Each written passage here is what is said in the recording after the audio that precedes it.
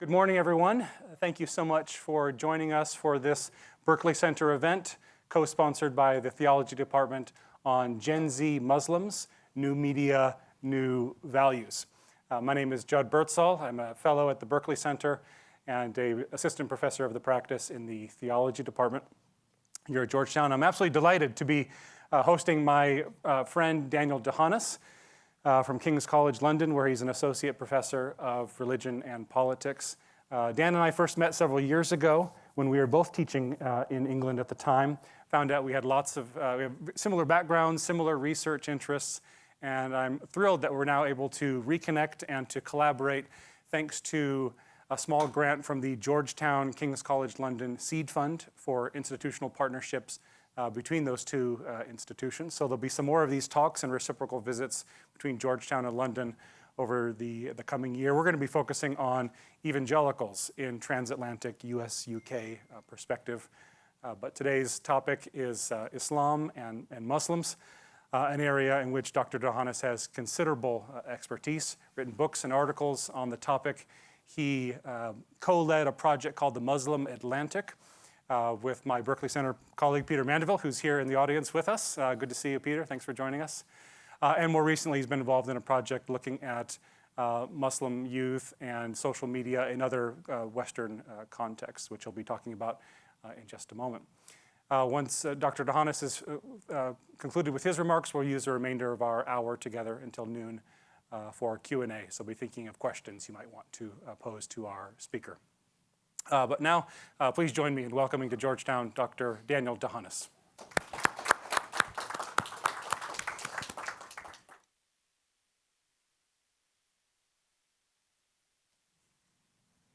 Well, thank you everyone for the very warm welcome. It's an absolute pleasure to be here. I've been based in Britain for the past 20 years or so, and I've worked at King's College London for about 10 years, but I actually was partly raised in the DC area. So I went to high school in Alexandria, so it's really wonderful to be back in this area for this talk, and I'm very honored to speak to you. Now, I will be speaking about Gen Z or Gen Z Muslims, depending on how you want to say it, new media, new values, and it's quite an exciting and developing project. So I've done the research with a team, as I'll describe, but we're actually working on writing it up now. So what you say in the questions and answers will be really helpful and informative as we try to shape the written pieces that come from this project. And so this project is about Gen Z, so people who were generally born between 1997 and 2012. So there are plenty of Gen Zers in the audience, I believe. And born into an internet world. So the first generation who was born into a world where the internet was the norm, where people were using mobile devices of some form as they entered this world.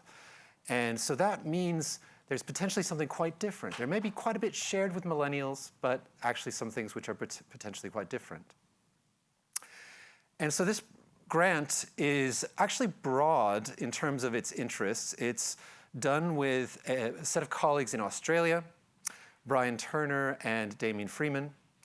And this is also a King's College London Seed Fund grant, collaborative grant. So it's to join us with Australian Catholic University, let me correct myself, in Australia. And it is a comparative study of Muslim students at a London university campus, part of the University of London, and a Sydney campus. And so we've done a set of interviews. It's a small grant, but actually qualitatively very rich. Lots of really interesting experiences from students on both campuses. And I will focus today mostly on the London campus part, partly because I did additional questions when I interviewed young people that were more in the vein of values and social media, going a bit deeper. My colleagues were very interested in social mobility, in ways in which the university experience changes people's class outcomes, and we can speak about that a bit as well. So we completed these interviews in spring and summer of last year, and now we're writing it up this year, and so we'll be putting this out for peer review quite soon. Now, if we look back and think about different inspirations, different books that have been important in shaping some of the ideas of the project, here are some of many. One of them would be Muslim Spaces of Hope, and that's been out for more than 10 years, but that gives us more of a positive, glass half full view of Muslims, and that is quite important to the project, as you'll soon see. A couple of these books that have inspired us are books about generations, and two of my colleagues at King's College London, Bobby Duffy and Linda Woodhead, are associated with the books that you see up here. And these books try to get a sense of what is distinct about Gen Z compared to other generations. What are the sort of details of how they use digital media, the sorts of slang that they use, et cetera, or are they not really that different? And then books about Islam and young people include one of my own that you see in the center there, London Youth, Religion and Politics, from research done about 10 years ago. I didn't think at the time that I was doing work with Muslim millennials, but they are essentially Muslim millennials. They were age 18 to 25 when I was doing this research. And quite a bit of what we talk about today will build on trying to think about the urban experiences of university students in that previous work. Islam on Campus is another book that's inspired us, but really looks much more at the negative experiences of surveillance and Islamophobia and what's challenging about a university campus. And we wanted to provide something that builds on that, but also gives us a bit of a counterpoint. Because the negative lens on Muslims is very persistent, this is really what you will read. If you start taking courses about Muslims in particular, you'll find a lot of material on what's so difficult or why they are so problematic. I would say that there are two dominant research traditions in the sociology of Muslims, and one of them is the tradition that focuses on domesticating Islam, that focuses on ways to securitize, to control or contain the danger of Muslims and terrorism. Security studies is filled with this, but often even research on integration, on how Muslims fit into society, actually has an implicit sense of the dangers that they could pose if they don't fit in very well. So there's a long and detailed and in-depth research tradition and set of traditions that look at domesticating Islam, you could say. On the flip side, there's a tradition that tries to empathetically understand Islamophobia, the experiences of anti-Muslim prejudice, and especially since a groundbreaking research report from the Runnymede Trust in the UK, which really coined Islamophobia in the English language, we've had a raft of new studies that have tried to understand what is difficult and the different means by which this stigma is expressed and experienced by Muslims. And that is very, very important research. At the same time, both of these research traditions really give you a sense that everything about being a Muslim is a drag, that it's all very difficult and bad. And that is certainly not the full depth and range of Muslim experience. Now, we're also in a time where the war on Gaza and the different complex ways in which the Middle East is in conflict have really exacerbated people's sense of being embattled. And so we have to take that context into account too. But one of the purposes of this research was to see the positive more, or at least to have a more filled out understanding of life experiences for Muslims, which will integrate the positive in a much more realistic way. One of my colleagues, Renee Khan at King's College London, she's become a lecturer there for the time being, has written about and is interested in Muslim joy, in actually understanding experiences that build into joy. And so this project looks more at joy, motivation, spiritual meaning, stories of success, and considers things like how do culture, biography, and experiences of home inspire the move to university. It's often a really massive achievement itself to become a university student. People very frequently come from quite humble backgrounds. Several of them are refugees or from refugee backgrounds, for example. So that in itself is quite an important story to tell. We're interested in how are Gen Z values developing and adapting? What are people thinking and feeling about what they believe and how they view the world and their ethics? Support networks, what kind of support networks do they have? What sorts of Islamic inspiration do they look to? So this gives you a general sense of the types of things that we're looking at, which will give us a more filled out sense of the world that people inhabit. Now, we'll begin to talk about what people have actually said, some of the people that I interviewed. And I can just briefly say that I interviewed 17 young people, men and women, on a university campus in London. I had a female colleague who interviewed 4 young women who preferred to have a female interviewer. So most of the people that you hear from here are people that I've interviewed myself, and I certainly know about all of them in detail.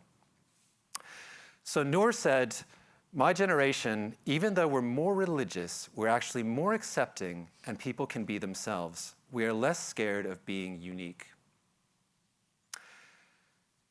So she's making a few claims here, and we'll have to scrutinize those claims as we go along. But the idea here is that Gen Z is more religious, they're more practicing, they're more into their Islam, and that they're also more accepting, that people can be themselves. And I tried to understand this with her and go a little bit further. So I asked her essentially, how does this take place, or what do you mean by this? And she said, for example, your family doesn't agree with something you do, and you're actively against them. That's like a main character moment. So you may be familiar with the ideas of main character moment or main character energy or that sort of thing. This sense that you're actually engaging in the plot of something that's real and exciting, like a feature film. And you've got to take on, you can't just sit in the back, you have to go and drive the bus or be right in the middle of everything. A really good example of that actually is Ms. Marvel, the TV series on Disney Plus that you see shown here, where Kamala Khan is an ordinary Muslim teenager who is living life and is a real fangirl of Marvel, but then finds out that she has some special powers and has to, in a certain sense, in a very direct sense, live her main character moment or live as a main character. And of course, this is actually not a TV series that anybody talked to me about directly, but I know that a lot of Muslims have found this quite a positive portrayal. But we can think of it actually as a kind of avatar for many young Muslims' experience, because there are ways that actually getting into the university and engaging, as we'll talk about, involve acting more like a Marvel character. So let me just get into that in a few different key ideas that relate to new media or social media. So one thing that we can begin with is that there's often a sense that actually there are 2 different worlds, that there's in real life and then there's social media. And those are 2 different places that you can go over onto the internet or go into cyberspace, is what people used to say. But actually, that's a kind of digital dualism. The truth is that we are interconnected and we're still the same people when we're on the internet as when we're walking around our campus. So I think it's quite healthy to recognize that there's a lot more connection between online and our lives more broadly. And instead, I really like what Nathan Jurgensen says, which is that internet and social media enmesh us in a kind of augmented reality. There are ways in which they actually give us a greater range of experience and a greater range of knowledge, that we can connect with other people instantly and connect with people around the world in quite remarkable ways through social media. And this means that we actually are a bit more like a Marvel character. We actually have essentially something a bit more like superpowers. We have augmented reality. We can actually see through walls, in a sense, and see into different sets of ideas and communicate in ways that rapidly change our ways of acting and inhabiting the world, and can accelerate what we can actually do. So new media give Gen Z new capacities. And one example of that would be what Aliyah said to me, which is, we have this group chat on Snapchat, and my friend goes, "Today I'm speaking out, I'm having enough of this, I'm going to represent a Muslim perspective." So there was something that was too Islamophobic or too racist, or that she thought was too colonialist or something like that in the classroom. And so she connected with other people on Snapchat, she built up the courage through doing that, and then she did it in the classroom. She actually went through with it in the classroom. So something through having that Snapchat connection gave her an additional power that she might not have had if she didn't have that solidarity with others. So that's an example of augmented reality. Let me introduce another set of key ideas which will help us understand and go a bit deeper into the experiences of Gen Z Muslims. So there's a French theorist named Michel de Certeau, who I've found quite inspiring. And in a couple of other works that you can see the dates of here, I've drawn from de Certeau to understand ideas of tactics and strategies. And the idea here is that there are institutions which are using strategies to try to control us, to try to hold us in a certain place. And we ourselves need to maneuver and weave and operate in ways that allow us to loosen the grip of those institutions. And that's using tactics. So strategies come from institutions. Tactics are ways of exerting our agency and having more freedom and control over our lives. And there are lots of different types of institutions that affect Muslims' lives. So Gen Z interviewees, I didn't use this language of tactics and strategies, of course, but they mentioned the ways that there's an attempt to control their life from the state, sometimes through using PREVENT, which is CVE, or Countering Violent Extremism in the British context. Through media, there might be ways that media are trying to control narratives or put Muslims in a particular place. Their parents may want to push them into a particular marriage or have some kind of control over them as well. A lot more people were talking to me about misogyny, about men, Muslim men, trying to have control over the way that women dress, and sometimes even confronting them on the tube or out in public and saying, you should be wearing the hijab or something of that kind. So a lot more of that kind of control was obvious for the people I talked to. And then, of course, the Islamic tradition itself can involve some kind of strategies that try to put us in a certain place and connect us in and shape who we are, which can be for benefit, but certainly some people find that, can find that oppressive. It just depends. So there are lots of ways you can think about different strategies, but another one that's emerged on the scene is the algorithm, the idea that actually there's a strategy that is trying to shape us as consumers of a certain kind, that's trying to know us intimately and know our shopping interests and our fashion interests, et cetera, and work through that to make us better at finding the right sort of products and connecting with people and advertising, becoming a brand, somebody who signifies a certain brand to others. So the algorithm has emerged as an important strategy to reckon with. So if we try to think about the algorithm, this came up very frequently as I spoke with young people. So there are a few different approaches that you might take to Islamic content online, and one of them is really exemplified by Aliyah here, who says, if my phone was able to speak, I think it would say, this phone is Islam. It's the phone itself, everything about it is pure and perfect and always oriented towards Islamic thinking and action of all different types. So she's expunged anything that's not Islamic. Whenever she picks up the phone, it's always going to orient her into something that is Islam. Another quite frequent approach would be this one, which is from Warina. She says, I feel my feed, my algorithm, isn't a lot about Islam, but it's more about the trends of what Muslim women do. So you might have a phone that's really oriented towards Islam, or you might have one that's more about what Muslims of your kind do. So in this case, it might be about fashion, it might be about makeup, it might be baking, it might be book clubs. But what Muslim women are doing is really much more of her interest and her algorithm. The algorithm can take you in places that you don't want to go. And so Arif was doing an essay search relating to rape in Hebrew culture. So sort of an interesting kind of theology and religious studies related theme. And by typing in the phrase that he needed to type in, he found that he was directed to Pornhub, he says. And that made him very upset, and he actually called his internet provider and said, what's going on? I shouldn't be there. And then Hira said something which is quite clear, of course, which is that when I started engaging with things that were relatable to university students, my entire internet algorithm changed. So these algorithms are not static. As you move into a new space, you have some control over what the algorithm does. It's a bit like riding an elephant. So it takes a lot of effort to pull and prod and feed the elephant differently. But there are ways to reshape or have some relationship to your algorithm. And she found that the algorithm changed when she arrived at university.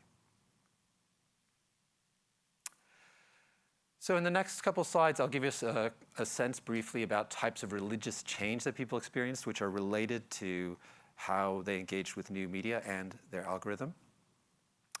So one person told me that Islam is very trendy.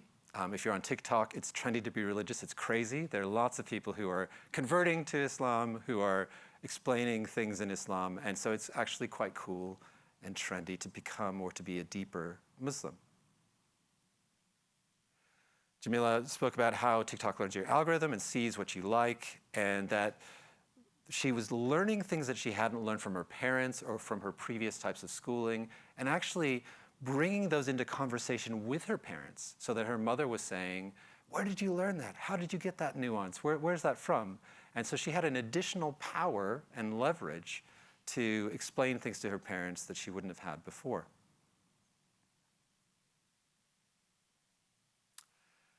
And then in terms of religious change, if we look at it with, of course, a very small group of people, but we could see that this would tally with larger studies that generally a lot of people experience or have a sense of becoming more religious while they are at university. Some people say something like I had a mad spiritual awakening. So there are quite a few who have quite drastic changes in how they experience their faith.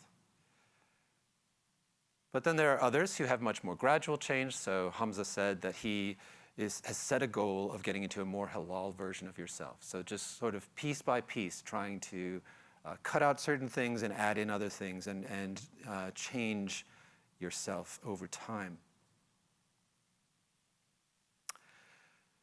In somewhat contrast, Zain has said that his Islam has mellowed. So a lot of this had to do with meeting new friends who were not Muslim, and he's gone to the pub to socialize, not to drink beer, but just realizing that in university culture in the UK, if you really want to get to know people, the pub is a real central place.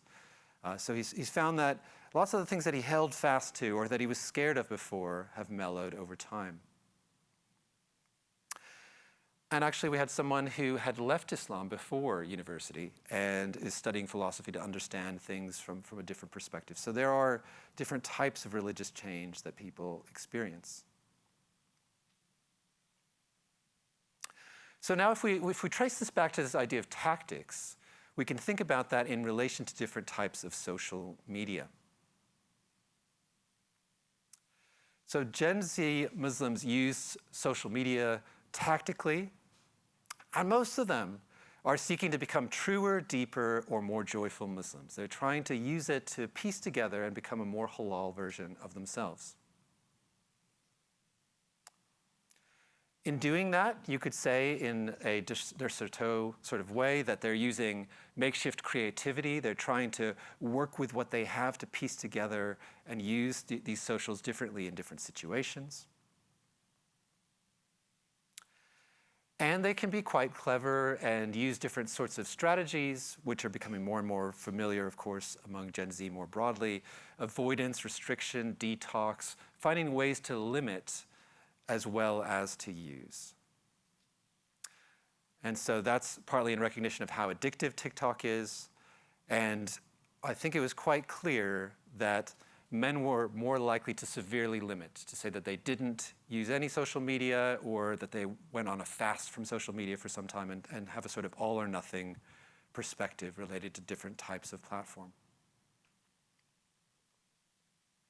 Oh, and I should say that on the right here, you can see that TikTok is absolutely queen or king, at least when we spoke to young people about this. So it was far and away the most used platform. But also Instagram was very, very popular, sometimes just for direct messaging or communicating with people. Snapchat was quite popular as well. X for those who are more politically engaged, those who want to get engaged around Gaza or something like that. And then some people also mentioned WhatsApp, LinkedIn, and YouTube Shorts, which obviously fit into different parts of your life as social media as well. But definitely TikTok and that discussion around algorithms was really leading and really central to a lot of people's experience. So now let's transition from new media just to think for a few minutes about new values.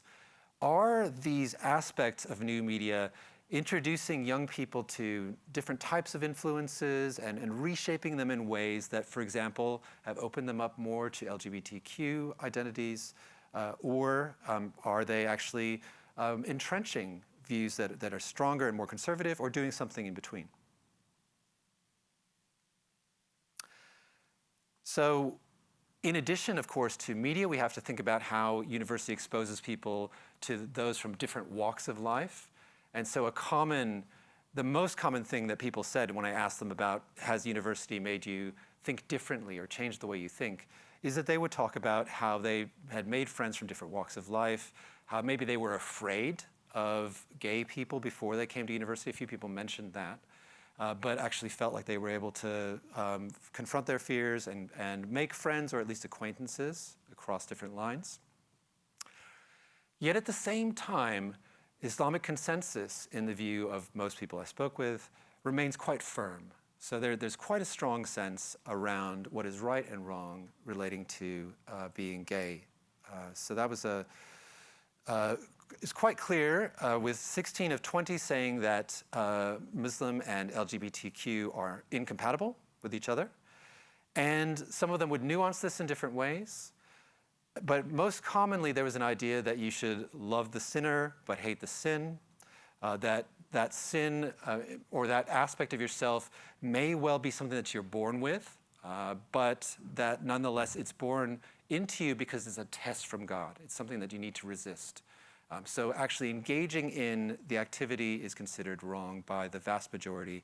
And by those who don't consider it wrong know that they're going against the grain. They've got a strong sense that they're going against the grain.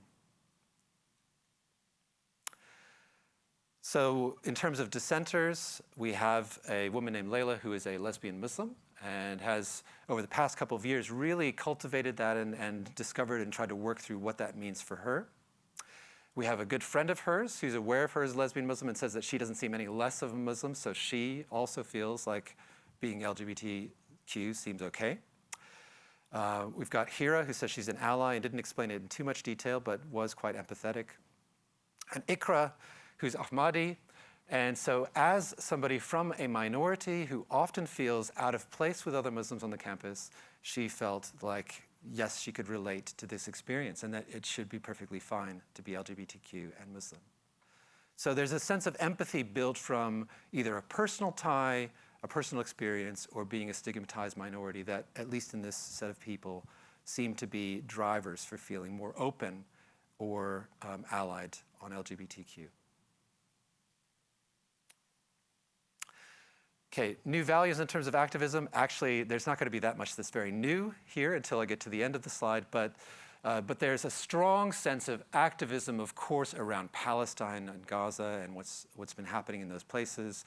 And people want to get involved in whatever the way they can. So there have been a lot of marches, and many people have claimed that their generation is more active than earlier generations in terms of engaging with marches and engaging quickly online and trying to correct people on social media, etc. Some people have taken that and really made life changes or really engaged in quite special ways. And so Arif actually started his own pro-Palestine clothing brand. And so that's been launched largely online, but actually grew big enough that he was walking down Ilford High Street and he saw people wearing his clothes and he said, "Hey, I made those clothes," and they all hugged each other and he felt really special. So there's a way that his online world absolutely merged with the world of the street. And then, of course, there's been a lot of social media activism that you can see, for example, in this picture here, boycotting Starbucks, which is a recurring theme, even from when I did research 10 or 15 years ago, of course. But this idea that You don't want to be lectured, but humor is a great way to explain things and experience things. And so this idea of Starbucks cups filled with blood, yes, you can have your Starbucks, but here it's filled with blood, is something that Hira used as an example of this kind of activism through humor. You don't want to hear a long, detailed analysis, but you want to get little bits of information that help build your picture and hopefully do it with some fun or humor. Then Yusuf quotes TikToker Mohammed Hijab and said that people today have become technological giants, but moral midgets, which is a quote I quite liked, actually. I sort of thought that we can send people to space for tourism, but who are we becoming as people? I thought this was quite a compelling quote, this idea of technological giants, but moral midgets. But that just points to, more broadly, a kind of ethical sense, which is really important to Gen Z Muslims online. And so they are becoming, or they have been, very ethically conscious in a wide range of ways, the ways that they shop, the ways that they communicate. And that has involved climate as well. And so I think it has mainstreamed as a concern for this generation, that climate is something that they're concerned with. They're concerned, for example, with flooding in Bangladesh and the sustainability of different countries. And so that has become a newer type of activism that is one of the big concerns for many people that we spoke with. So as we bring this through to the last few slides, we can think a little bit about influencers and the roles that they have online, and then we'll sum up just after that. So I would say that young people tend to explain that they are not so influenced. So there were clearly a few influencers who rise to the top. So some people here may be even familiar with Mufti Menk and Omar Suleiman from Zimbabwe and from Texas, respectively, who are often mentioned as really relatable. They often speak on topics that concern women, but just young people in general, break things down, make things interesting, and have become just absolutely at the top of the influencing pyramid. Yet there's a possibility that they can also become idols. People think that watching too much or just relying on their opinions can be a kind of idolatry. Speaking of idolatry, someone told me a story about Zoella, who was a white female influencer who was very popular some years ago. I'm not sure if she's still that popular, but she's someone that one of her fellow Muslim friends tried to imitate so much that she was bleaching her hair blonde and trying to, change her appearance to become very much like the straight-haired Zoella character. And that meant that she kind of got cagey and wasn't really socializing with her friends so much, and had essentially a mental health breakdown. So there are obvious cul-de-sacs and ways that social media can lead us into danger. Another one, which I'll mention more on the next slide, is Muslim bro misogyny, which became something many, many women told me about. Then Layla, who is the lesbian Muslim that I mentioned earlier, really likes the hijabi. So the hijabi is not femme, she's mask, but then also hijabi who's living in the West, which is always very difficult, and then also a lesbian. I really like her vibe. So she's you got a picture of her there. But there are alternative influencers, different ways of engaging, and not surprisingly, they get a lot of pushback from the misogynist influencers, et cetera. So there's a lot of different types of influencing that are happening, and you can choose and channel different types of Muslim influencer that you prefer. And then just to bring it down to some of these Muslim manosphere influencers that you can see here, these people that you see here, one of them is Sneeko, who's kind of a junior Andrew Tate. So he's kind of moved into that sphere. He's a friend with Nick Fuentes and others, apparently. But Andrew Tate became a Muslim a couple of years ago, allegedly. Sneeko has done the same thing, and they've been part of toxifying or engaging in this wider Muslim manosphere. And so Mohammed Hijab, who I actually mentioned, who had a really great quote about being moral midgets, is somebody that Rania used to watch based on the philosophy side, based on his apologetics and his explanations about Islam. But he went just red pill ideology. He's really gone deep into that kind of manosphere red pill direction, and has been hosting Sneeko frequently. And so that's a direction that she doesn't approve of. In fact, she said that her father used to teach him the Quran. So her father knows Muhammad Hijab. And so she goes to her father to demystify or sort of find out what's happening online and kind of get a sense of what are really the real ways to sensibly understand this. So let's not overemphasize online as being the only way, or emphasize parents as being just strategic and controlling. Because in this case, her father helps her to break out of ideas that seem to be hemming her in. And then Layla, she said, you see a lot of this, like podcast bros saying, oh, women should do this or do that. And it's leapt into real life. So she's one of several young women who told me about how she would be having dinner and the person who was waiting on them would make a comment about the way she was dressed, or somebody on the tube would make a comment about the way that a woman was dressed, like you'd be more beautiful in hijab or something like that. And there is a bit of a fight back. There are ways that these young women have tried to be strong enough to resist this, but there's a sense that this culture of the Muslim bros online is giving men a bit more of a sense that they want to go out there and get the women in order. So just to bring this all together to conclusion and to open it up for the opportunities for you to share your thoughts as well. Ali told me that he thinks social media is a blessing and a curse. And by that, he meant that it is media, which he feels suspicious of, but it's also social. So we have a control over it. There are ways that we can actually shape it ourselves. Even if it's like riding an elephant, we still have some kind of ways of shaping and shifting through social media.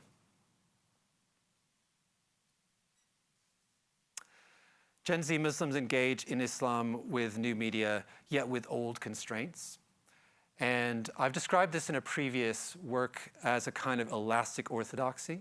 And so the idea there is that people are working from something that's a sort of orthodox base, but they're stretching it into new kinds of environments, and technology can help do that. But when it comes down to it, fundamentally, you are working with that same kind of Play-Doh of orthodoxy.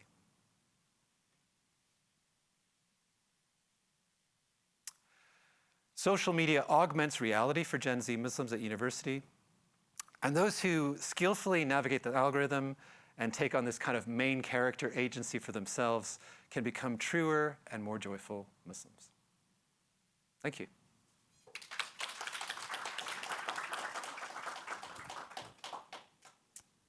Thank you so much, Dan. If you want to join me here. Of course, yeah. In the chair. Well, thank you so much for sharing the fresh research and your reflections and analysis with us. Be thinking about questions you'd like to pose to our speaker. I'll go ahead and get things started with a couple questions of my own, if that's all right. Thanks for teaching me main character moment. I tell my students that my classes are an exchange where I try to teach them a thing or two about religion and world affairs. They teach me about Gen Z so that I can have more Riz in my life. So main character moment, is that a real Gen Z thing? Okay, getting nodding of heads. Okay, good, confirmed good. By our Gen Z audience. Perfect. Very good. First question I have for you would be, I'm really interested in this comment about Gen Z or Gen Z Muslims, particularly the ones you interviewed, identifying themselves as more religious than the previous generation. Yeah. And I'm curious, did you also come across quantitative data on Muslims in London or the UK or more broadly in the West that would back that up? And what would they mean when they tell you that they are more religious? Does that translate into more prayer, more mosque attendance, more kind of identifiable ways of being religious? Yeah. And then to add on to that, what's going on there? You talked about TikTok and the algorithms that can lead people in those directions. Does it also speak to more social acceptance of Islam and Muslims, less pressure to kind of hide their Muslimness? What all is going on in that trend? Thank you. Yeah, that's a great, really rich question. So I think part of what they're experiencing is not necessarily a generational effect, but something that could be a kind of cohort or age effect. So there are ways in which actually the experience of university for many young people is one where they have a sort of spiritual awakening or start to develop and think about who they are. And so this same sort of thing would be something that millennial Muslims would have told me, and that potentially if I'd done research a few decades earlier generations might have told me as well. So there's something about the university experience and coming away from home where you have to understand what you believe for yourself and not just what your parents what you've inherited from your parents. And that is, I think, a big part of what's happening with these young people.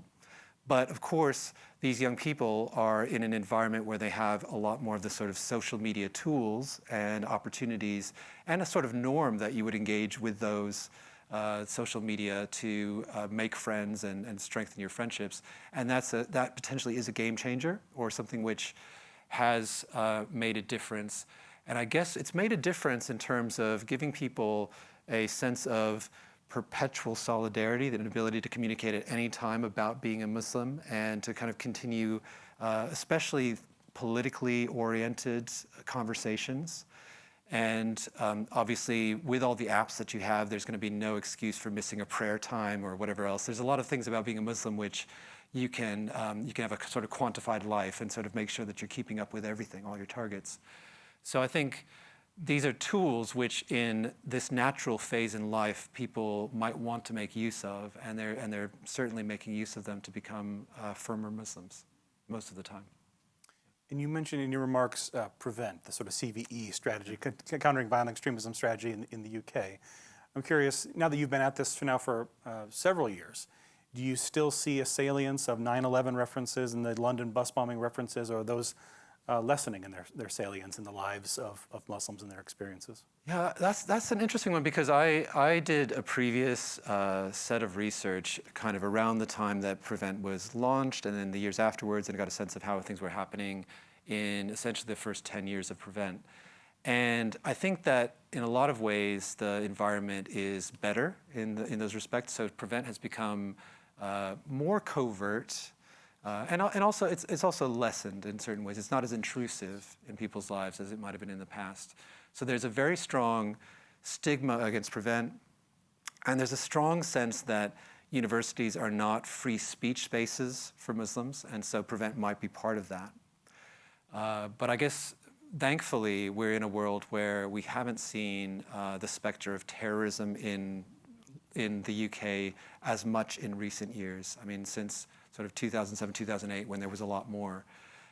So that's been a very good thing. So unsurprisingly, the ways that Muslims feel embattled involves PREVENT as a background character and a sort of sense of surveillance, like they're always being surveilled. But it's much more about Palestine-related politics, and universities not accepting that, which is the sort of foreground that they battle with on a regular basis. Let's go to questions from the audience.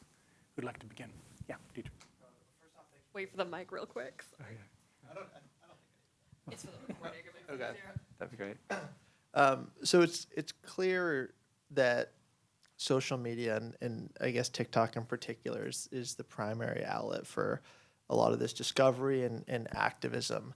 But it strikes me as a bit ironic that TikTok is a company that has close ties to a country with a history of Muslim persecution. I'm wondering if anyone you spoke with has confronted that reality, or if they have a way to reconcile with it. Yeah. Should I answer one question by one, or what do you recommend? Yeah, great.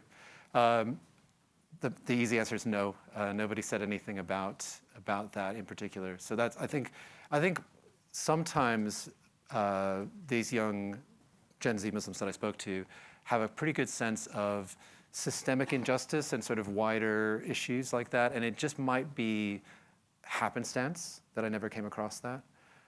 But it is such a complex world with so many different forces at play, so they're quite aware of a lot of the bigger global forces, but nobody mentioned China in particular. Okay, go ahead. Yes. Is this on? Is it? Oh, yeah.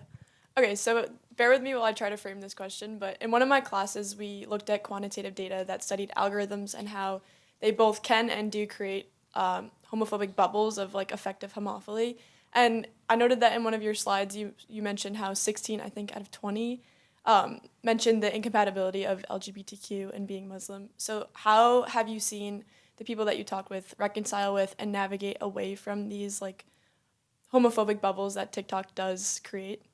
Yeah, that's such interesting research. I mean, I think that kind of social network research is fascinating.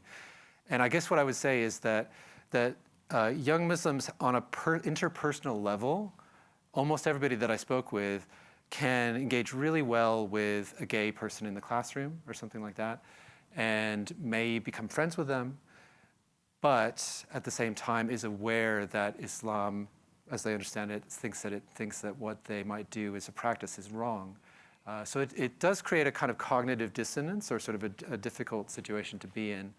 And I guess what I would say is that there's a clear way in which people know that the mainstream among Muslims is a certain way, and if you're outside of that, if you're sort of a dissenter, you do need friends. You do need to kind of create your own bubbles. And so being Ahmadi, an Ahmadiyya Muslim, does mean that you need a strong sense of other Ahmadiyya Muslims to have solidarity with, and maybe gives you a greater confidence to support those who are persecuted or minorities as well. But also this lesbian Muslim and her friend, I think they've got other friends who create that sense of security, of a bubble. So I think that's probably a good way of visualizing it, what you've suggested. Several hands over here. Go ahead, Martina. I know your research is based obviously in the UK and Australia, but obviously in the current political climate in the US, there's a crackdown on protest and activism that you talked about in your presentation regarding anti-Semitic questions. Do you think this crackdown and threats of deportations is going to impact at all the Muslim and Islam sentiments amongst younger people in the US? Yeah, that's such a big question, and I think, I think, of course, that we want our university campuses to be places of democratic free speech, and we want to be able to open them up for all different points of view. And what's happening on U.S. campuses is absolutely, cutting away at the center of what a university should be, which is, trying to dictate the values of an institution. Is absolutely the wrong idea. So we're fortunately quite removed from that in the UK. We've got pressures of our own.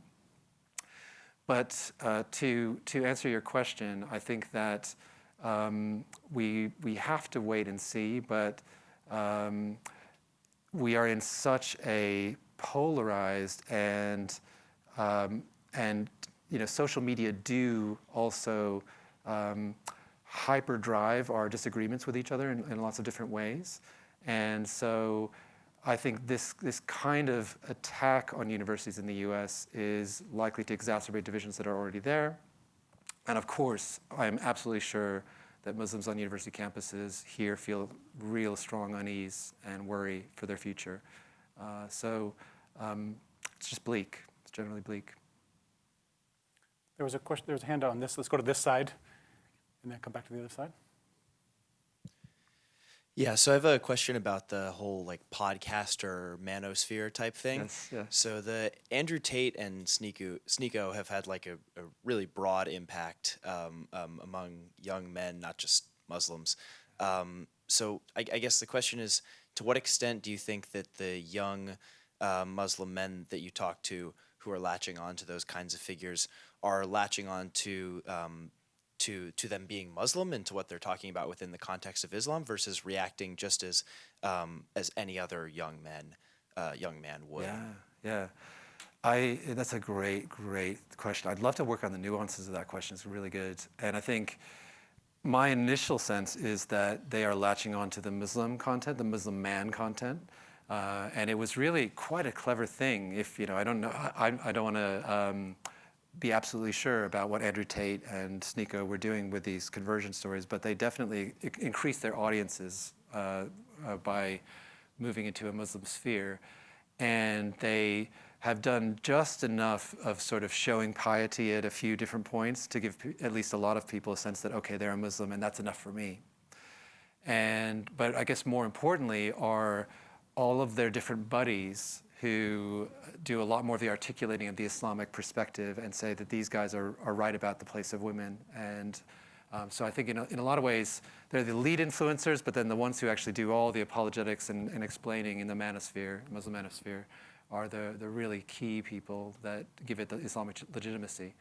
So it's the same kind of phenomenon that's happening more widely around masculinity, but I do think it's turbocharged because it just slots right into being a better Muslim for a lot of men, unfortunately. Yeah, Ani, right here. Yeah, thank you for taking your time to speak with us. So you said earlier when responding to a question that social media tends to generally polarize, divide. And so I was curious as to how, the rise of Muslim content on TikTok, on social media in general, how that's affected the sort of external perception of Islam and what people outside of Islam now think of the religion as a whole. Do they think more positively of it, more negatively of it? Has your research found anything like that? Yeah. I would love to do a sort of focus group of you and ask if you've got a sense of that from social media, TikTok, et cetera, because I don't exactly know the answer to that question.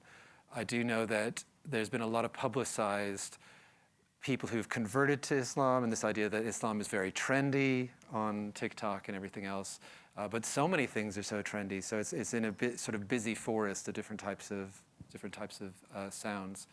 So I don't know, and I guess it also depends on what people think about the manosphere or the sort of broader currents that also are becoming more affiliated with how people look at Muslims. But it's an open question. So if anybody has thoughts in answer to that, I'd love to hear them. Okay, a couple more questions next to Ani, and then Professor Mandeville will conclude with. You go ahead. Yeah, I just wanted to ask, thank you for being here. But, I understand that there's a growing religiosity amongst a lot of people in the United States as well. And I was just wondering, kind of how do you think that Islam is following a similar, story to a lot of that? I know this is sort of similar to some of the previous questions, but do you think that Islam is following like a similar path to, say, Christianity in the United States? Are there the same sort of pressures from social media, or is it a different set of pressures entirely? Yeah, I think the United States is absolutely fascinating for what's happening in the religious environment now. So I left the United States in 2007 to move to London, and I feel like I can't recognize some of the aspects of Christianity and evangelicalism and charismatic Christianity in the U.S. now. It's really, really changed. And I guess what I would say is that there is some really interesting research which is showing that there are greater proportions of atheism or non-religion among younger generations in the U.S., that generally traditional religion is struggling among Christians. But there's a real strong union of religion and politics like never before. And that's been a very fascinating change. There are quite a few interesting characters and movements in the U.S. that are very different in that respect. And I guess I would say that Muslims and Christians have often had a strong union of religion and politics. That's not something that's totally new.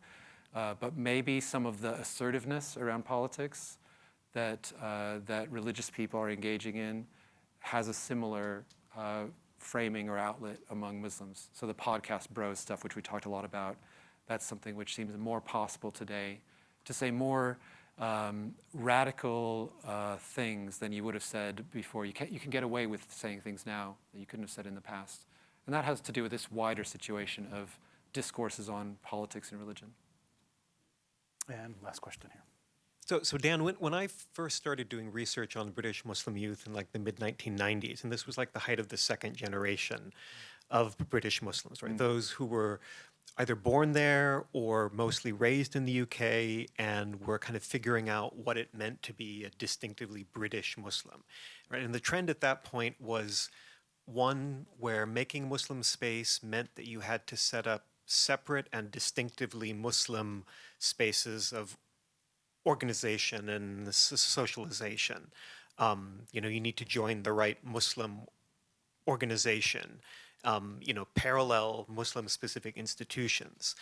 more recently, and I haven't done systematic work on British Islam for many years now, but just anecdotally, more recently, my sense is that, and I think this is consistent with the more religious but more tolerant, or more accepting, is this idea that, if my British Muslim identity and values lead me to be interested in environmental issues, I don't have to find an Islamic environmental movement in which to do that.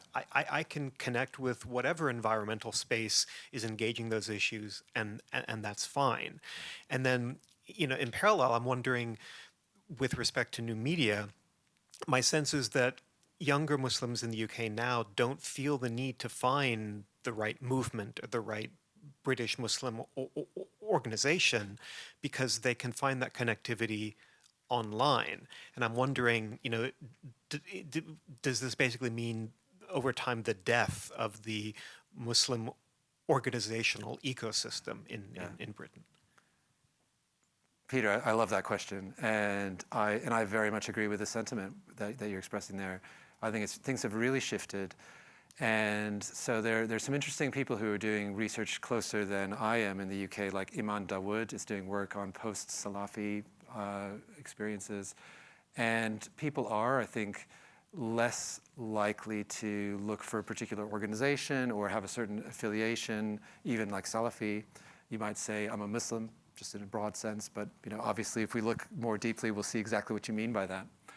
But I very much agree that there's more of what sometimes in the UK people call DIY politics or DIY religion, where you sort of take a little, do it yourself, take a little bit of this, take a little bit of that, put in some climate change activism, and you don't feel the need to become part of some organization that does everything for you, that answers those questions, or has one platform. So I think those organizations, for lots of other reasons, due to the British government, are struggling anyway. They don't really get funding. And they're having a difficult time building enough of a coalition, partly because of these bigger social media changes in the landscape. Well, that brings us to the end of our time. Again, thanks to all of you for joining us today. And Dr. DeHanas, thank you for sharing your research and insights with us.